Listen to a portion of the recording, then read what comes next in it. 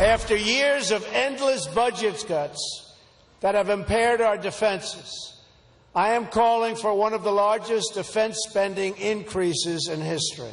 President Trump calling to boost military spending by $54 billion is an increase of about 10%. Well, forget too much. Some here say it's not enough. Hi, everybody. I'm David Asman. Welcome to Forbes on Fox. Let's go in focus with Steve Forbes, Rich Karlgaard, Elizabeth McDonald, Sabrina Schaefer, John Tamny, and Bruce Jeffson. Steve, too much or too little? Barely a beginning, David. It's still not going to take where defense spending was 5 or 6 years ago. And the Air Force has been run down. Their average aircraft now ages 27 years. Navy's the smallest it's been in 1916. Army's been run down, equipment run down. You look around the world is falling apart. We have to do this rebuild and do it fast. John Tamny, it sounds like we need an upgrade. What do you think? No, we don't. The $54 billion is way too much. That increase alone would render the U.S. the 7th largest military spender in the world. We don't have a problem of not spending enough on the military. What we have is we're spending too much on a military that is doing too much globally that has nothing to do with our national defense. The goal should be to cut defense spending and defend the U.S. Okay, but Rich, it is true that as a percent of GDP, our military spending is nowhere near where it used to be, and nowhere near, frankly, a lot of other countries. Russia spends 5.4% of its GDP on the military. We spend about half that, a little more than half that, 3.3%. What do you think? Yeah, and we don't even know what China's is. Look, I agree with Steve that the threats in the world are changing, and they're becoming increasingly technologically driven. You know, we won the race to the atom bomb with great technology and great technologists. We won the space race for the same reason. We won the Cold War for the same reason. We're underinvesting, particularly in military R&D. We can't afford to lose that race to China or Russia. And Bruce, look at the raw numbers. We can put up a graph or a chart. In 2011, that wasn't that long ago, during the Obama administration, we were spending $699 billion on defense. We're now spending $589 billion. That's $110 billion less than we were just a few years ago. Well, part of me thinks that this is just merely tough talk by Donald to blunt the criticism that he's facing over his ties to Russia. But more broadly, on some of this stuff, it appears like he's banging the drums for war when at the same time they're proposing a 30% cut in the budget of the State Department unless we're going to get the Trump and Kushner families to... Well, I mean, unless we're going to aren't we going to talk to anybody, or are we just going to spend money on defense? We can talk, but if, as I've said before, EMAC, all they have to do is cut the wine expenses for the State Department, and that'd cut the budget in half right there. Yeah, that's funny. And the $125 billion in waste at the Pentagon, that was that recent finding. Right. I think the president is not talking about banging the drums for war. He's about peace through strength. And that GDP figure you noted, it's about a third of what the spending was in the 50s. And that bar chart you showed, it's the fastest drawdown in decades.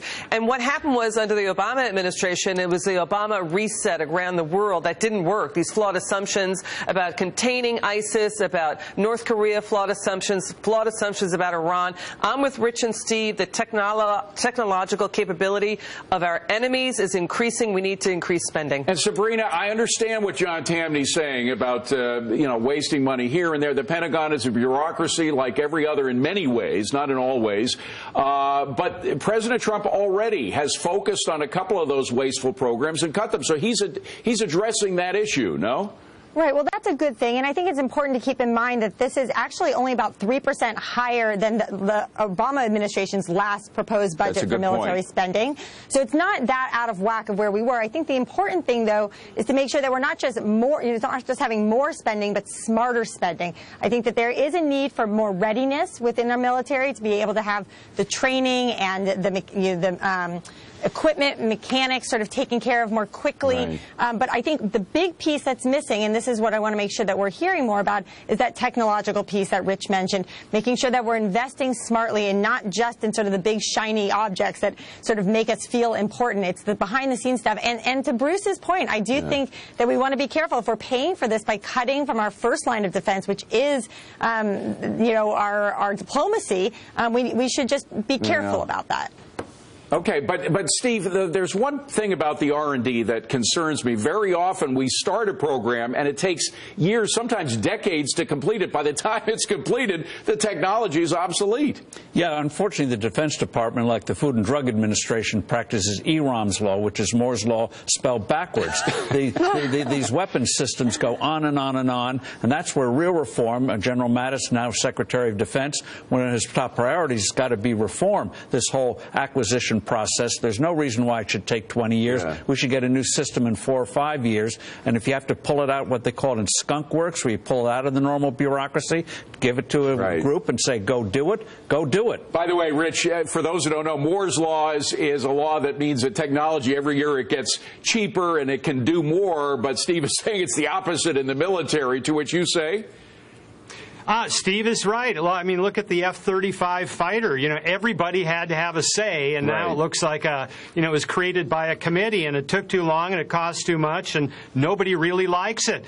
We need these skunk works, and we need to invite in the likes of Elon Musk, if he wants to participate, to blow some fresh air into our military R&D. Well, Bruce, isn't it good that Donald Trump is looking at some programs that apparently President Obama didn't as intently as to whether they're wasteful or not?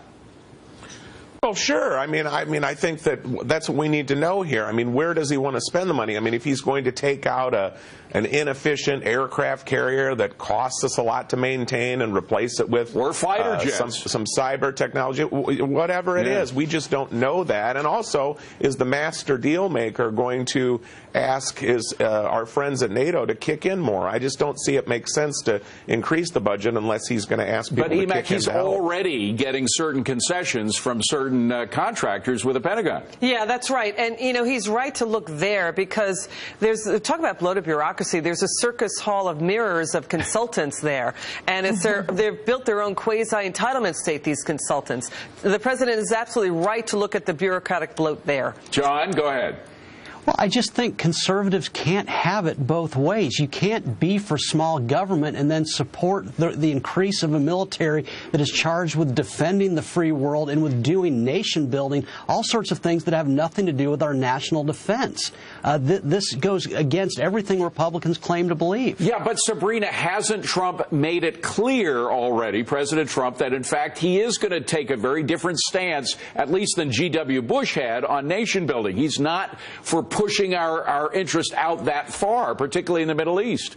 Right. I mean, we certainly have heard that from other Republicans in the past, and then, you know, things change. So we'll have to see how it plays out. And I do think that we face some very, you know, difficult threats today that require different kinds of alliances, and we're in a very different world than we were 20, 30 years ago. And so I think it's important that we pay attention to the military, but I think we just really need to make sure that we're figuring out if it's smarter and not just bigger. Well, and spending our money wisely. That's what this is all about. Gang, thank you very much.